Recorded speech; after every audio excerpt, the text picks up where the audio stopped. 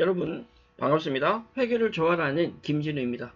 재무회계 이론 파트에서 저희는 회계 기본 개념에 대해서 강의를 학습을 진행하고 있고요. 회계 기본 개념에서 지난 시간 저희는 회계 기본 가정 그리고 현금주의와 발생주의에 대해서 살펴보셨습니다. 이번 시간 저는 여러분들과 함께 회계 정보가 가지는 주요 질적 특성과 관련된 제약 요인에 대해서 살펴보고자 합니다.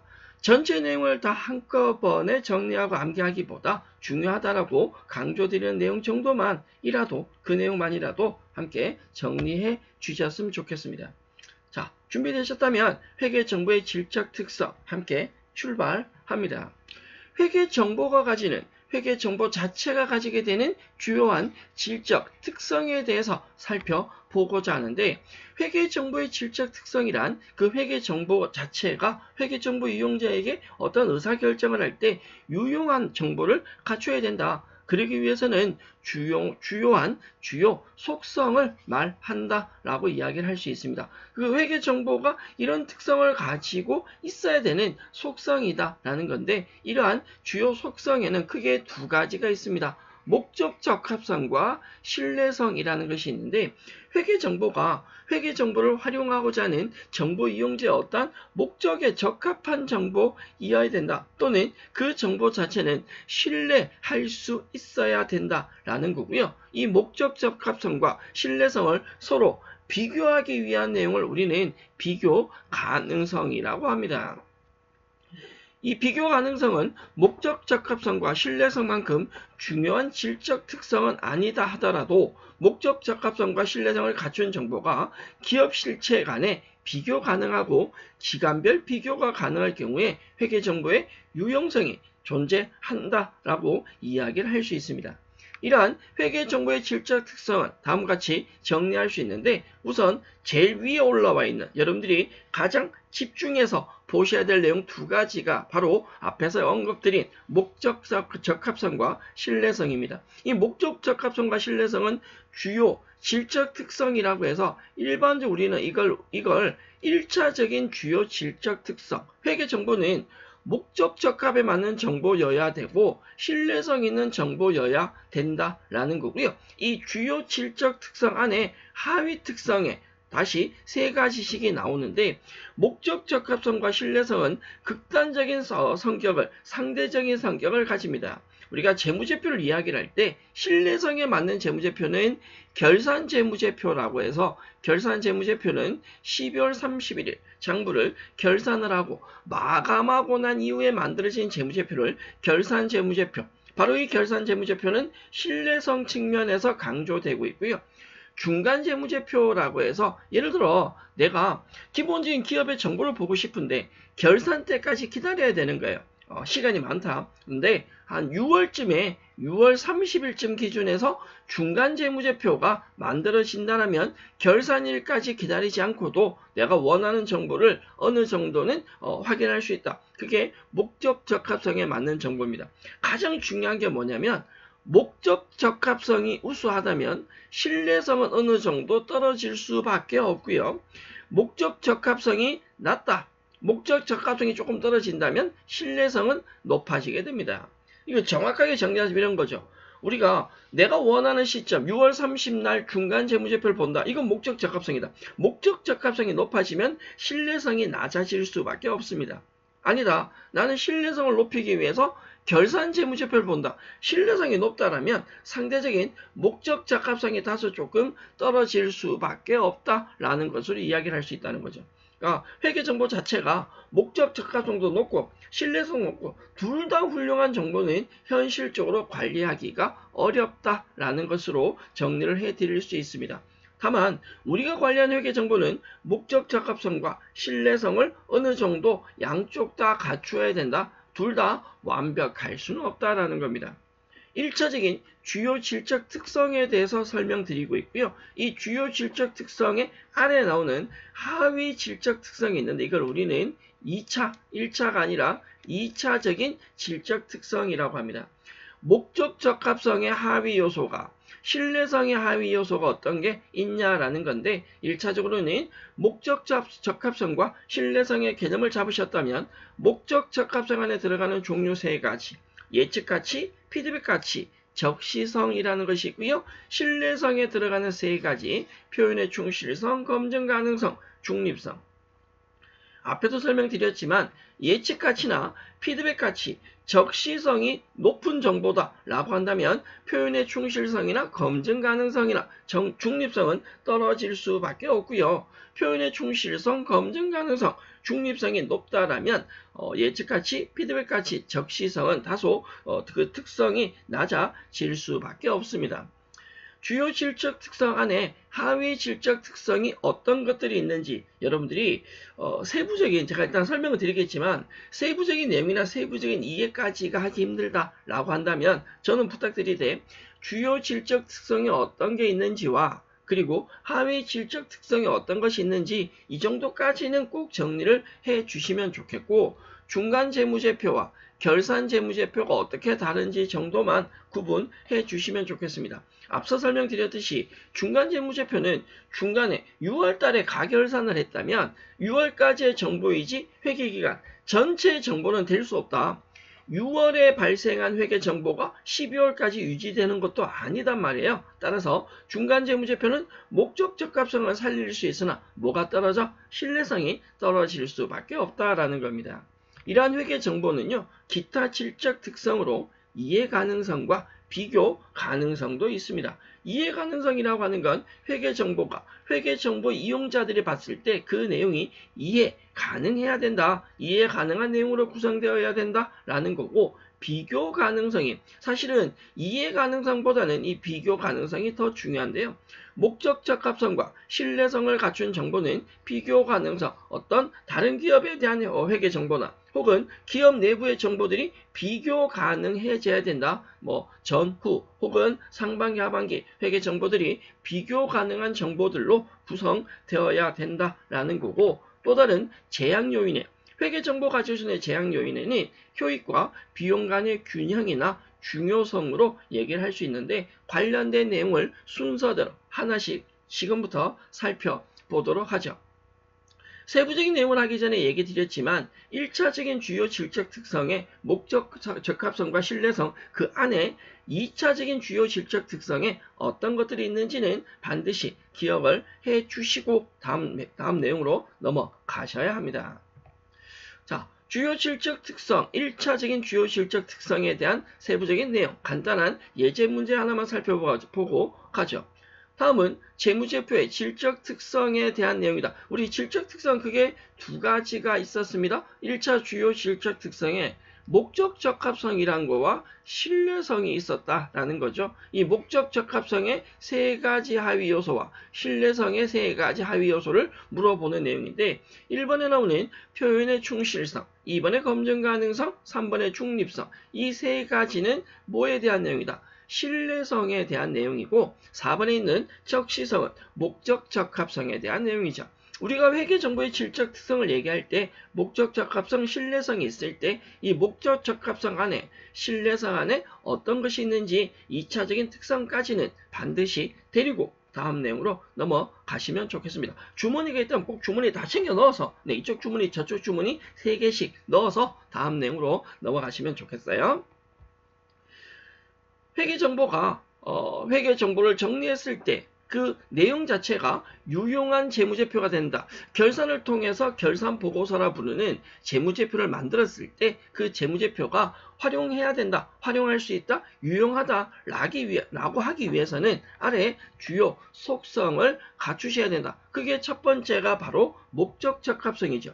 목적 적합성이 존재하고 신뢰성이 존재할 때 목적 적합성과 신뢰성의 하위 요소는 3가지씩이 있었습니다. 먼저 목적 적합성의 첫 번째 예측가치, 피드백가치, 적시성인데 이런 거죠. 예측가치라고 하는 건 재무제표에 기본적인 정해진 금액이 아니라 향후에 어떻게 될 것이라는 예측 정보도 들어가시면 좋겠다. 피드백, 내가 원하는 정보가 조금 있었으면 좋겠다. 적시성, 내가 필요할 때 정보를 볼 수 있어야 된다. 이러한 것들은 목적 적합성인데 이 목적 적합성이 우수한 재무제표 정보는 상대적인 뭐가? 신뢰성이 다소 떨어질 수밖에 없다라고 얘기를 드렸죠. 예측가치는 회계정보 이용자가 기업의 미래 재무상태, 경영성과 순현금 흐름 등을 예측하는데 현재 금액뿐만 아니라 향후의 금액을 예측하는데 그 정보가 어느 정도로 활용될 수 있냐라고 하는 걸 예측가치라고 하고요. 예를 들어 반기재무제표에 의한 반기이익이 있다. 이걸 중간재무제표라고 하죠. 6월 30일에 중간재무제표에 결산을 했다라고 한다면 6개월에 어떤 이익이 발생했다면 1년의 이익은 이 정도가 될 것이다 라는 걸 뭘 할 수 있다?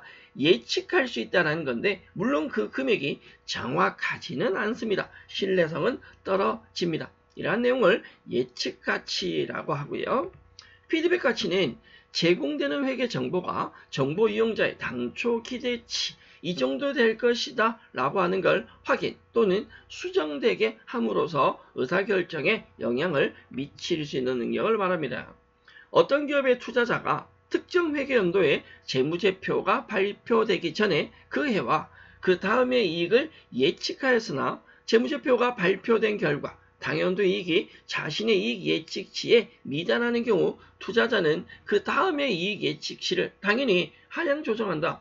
내가 올해 100원의 이익이 발생할 거다. 그럼 올해 100원이고 내년엔 200원이 발생할 거다 라고 예측을 했다라는 거죠. 그런데 올해 이익을 보니까 100원이 아니라 80원이더라. 그럼 그대로 내년도 200원으로 두진 않는다. 200원의 예측치를 하향 조정하게 된다. 이러한 형태가 피드백 가치가 되는데 물론 이 피드백 가치도 정확한 금액은 아니죠. 말 그대로 예측 가치니까 목적 적합성에 맞는 정보입니다. 신뢰할 수 있는 건 아니다. 얼마든지 조정이 가능한 정보다라는 거고요.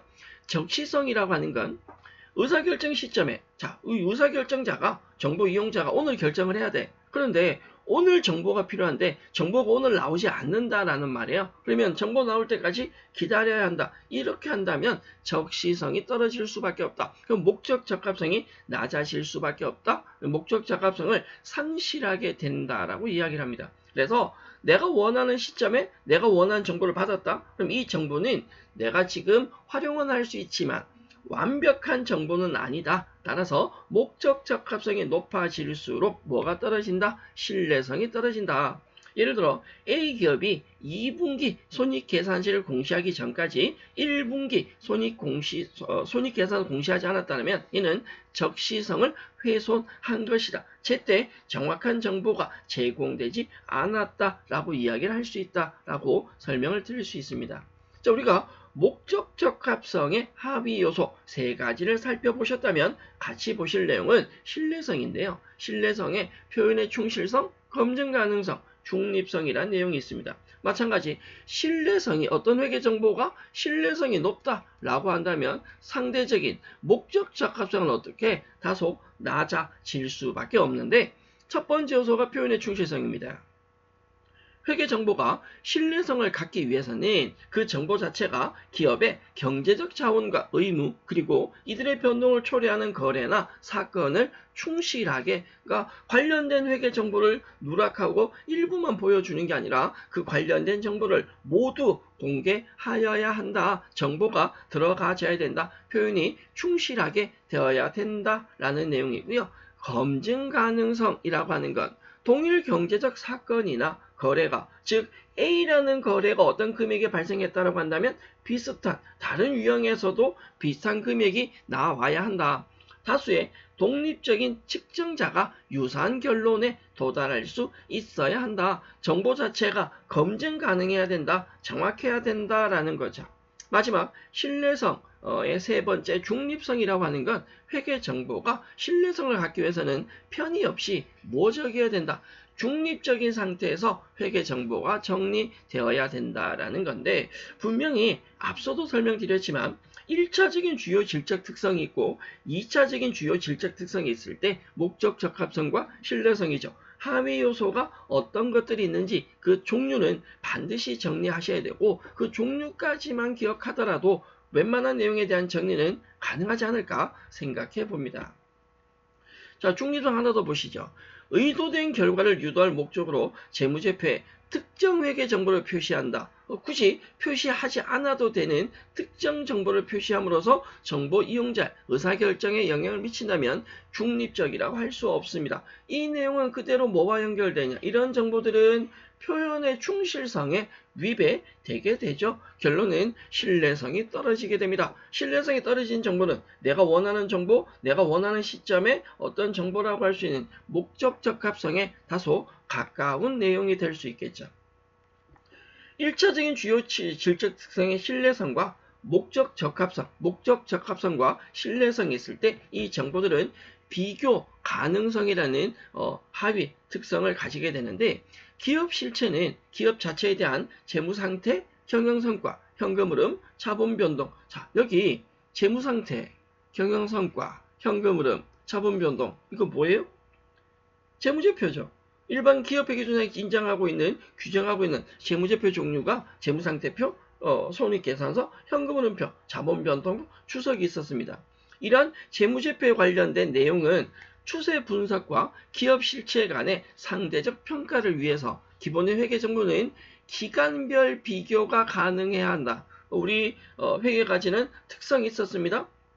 가정이죠. 기간별 비교, 회계 기간이 존재해야 된다. 우리가 6개월이면 6개월이다. 1년이면 1년이다. 라는 그 기간별로 비교 가능해야 되고, 기업 실체 간의 비교 가능성도 존재해야 된다. 회계 정보가 유용하기 위해서는 1차적인 주요 질적 특성과 2차적인 특성과 함께 비교 가능한 정보가 제공되어야 된다라는 거죠. 목적 적합성이 존재하고 신뢰성이 존재합니다. 주요 질적 특성에 목적 적합성도 높고 신뢰성도 높을 수는 없다라고 얘기 드렸는데, 만약에 어떤 정보가 목적 적합성은 있는데 신뢰성이 아예 없다, 제로다. 반대로 신뢰성은 진짜 높으나 목적 적합성이 아예 없다 라고 한다면 그 정보는 회계 정보에게 유용하게, 회계 정보 자체가 정보 이용자에게 유용하게 활용될 수가 없다라고 합니다. 둘 다 높을 수는 없지만 어느 정도 상태나 정보의 특성에 따라서 정보 이용자의 목적에 따라서 차이가 조금 있을 수는 있으나, 둘 중에 하나라도 완전히 없는 정보는 그 정보에 대한 가치가 그렇게 높지 않다라고 이야기를 할 수 있다라는 거죠. 자, 회계 정보 자체가 가지는 회계 정보에 대한 제약 요인이라는 것이 있습니다. 세 가지가 있는데, 앞에 살펴보신 주요 질적 특성의 기본적인 마지막에 나오는 내용입니다. 효익과 비용 간의 균형, 중요성 등으로 이야기를 할 수 있는데, 효익과 비용 간의 균형, 혹은 비용과 효익 간의 균형, 중요성, 질적 특성 간의 상충관계까지 한번 살펴보죠. 먼저 비용이 존재하고 효익이 존재합니다. 이건 우리가 이렇게 설명을 드리면 좀 쉬울 것 같습니다. 기업 입장에서 비용은 발생하는 게 좋으냐, 발생하지 않는 게 좋으냐. 일반적인 기업들은 비용 절감이라는 얘기를 많이 합니다. 가급적이라면 비용은 높은 것보다 뭐가 좋아? 낮은 게 좋다라고 이야기를 하는데, 회계 정보 자체가 질적 특성을 갖춘 정보라도 정보 제공 및 이용에, 정보 제공이나 그 정보 이용에 소요되는 사회적 비용이 있다. 이 사회적 비용이 사회적인 효익을 초과한다면 그 정보의 제공은 정당화될 수 없다. 회계 정보 자체가 굉장히 중요하다 하더라도 그 비용이 과하게 높을 때는 정당화될 수 없다라는 것으로 설명을 할 수 있는데, 일반적으로는 비용이 존재하고 효익이 있다라면 비용과 효익이 비교했을 때 누가 더 중요하냐라고 묻는다면 비용보다는 효익이 중요합니다. 바꿔 말하면 비용이 발생하더라도 회계 정보는 회계 정보에 대한 관리가 필요하다라는 건데, 자, 여기서 문제는 이 비용이 효익이 가지는 특성보다 너무 과하게 발생한다면 그건 잘못된 거다라는 거고, 비용이 발생하는 건 어쩔 수 없다. 일정한 효익을 얻기 위해서는. 그래서 비용보다는 효익을 우선으로 보는 것은 맞다라고 설명을 드릴 수 있고, 중요성이라는 내용이 있는데, 목적 적합성과 신뢰성을 갖춘 항목이다 하더라도 우리가 재무제표에 혹은 재무보고서에 관련된 내용 중에 그 내용이 그렇게 중요하지 않다, 중요하지 않는 내용이라면 재무제표에 반드시 표시되어야 되는 것은 아니다. 중요성이라는 건 회계 정보의 가치를 판단했을 때 중요한 정보다라는 건 당연히 재무보고서에 담겨져야 되지만 누가 봐도 중요하지 않은 내용이다라고 한다면 재무제표에서 생략할 수도 있다라는 내용이죠.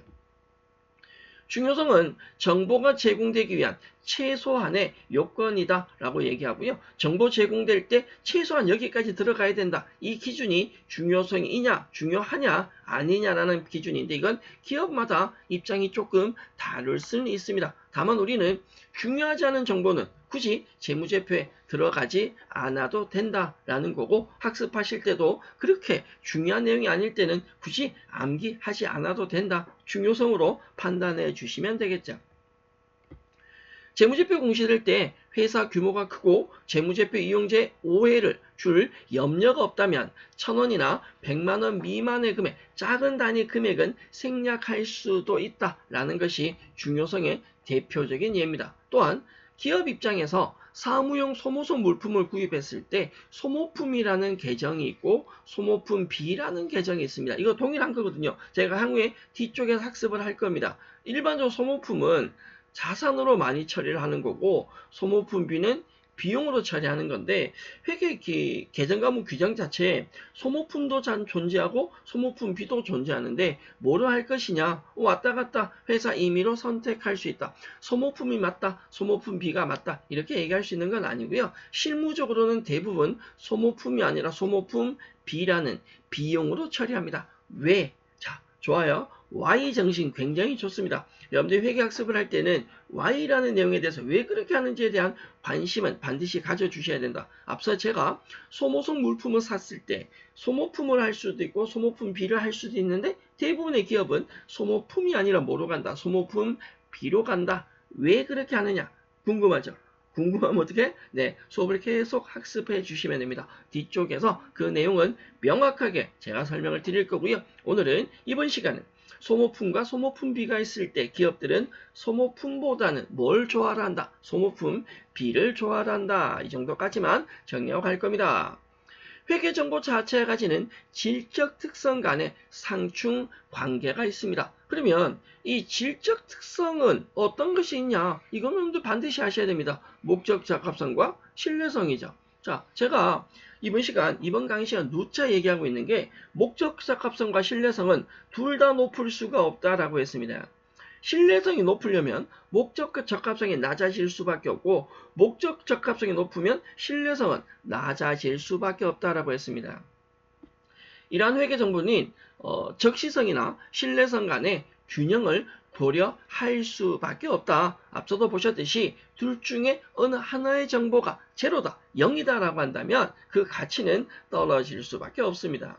우리가 회계 처리하는 기본적인 기준, 규정상에서 목적 적합성이나 신뢰성 측면에서 어떤 방법이 유용하냐라는 걸 비교할 수 있는데 현재는 우리가 이 내용을 다 외울 수는 없습니다. 중요성의 원칙이 입각해서 이런 게 있다 정도만 보고 넘어갈 건데 저는 여러분들이 요거 두 가지만 요 두 가지만 꼭 데려갔으면 좋겠습니다.